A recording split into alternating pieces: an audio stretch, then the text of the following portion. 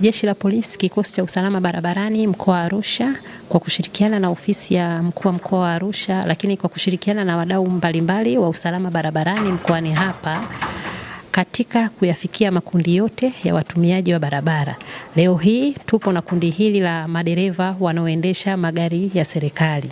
Lengo kuu likiwa ni kuwajengea uwezo wa matumizi sahihi ya barabara, kuzijua sheria mbalimbali za usalama barabarani, lakini kikubwa zaidi ni matumizi sahihi ya mifumo mbalimbali ya Jeshi la Polisi, hususan mifumo ile ya wanapohitaji huduma mbalimbali kutoka Jeshi la Polisi.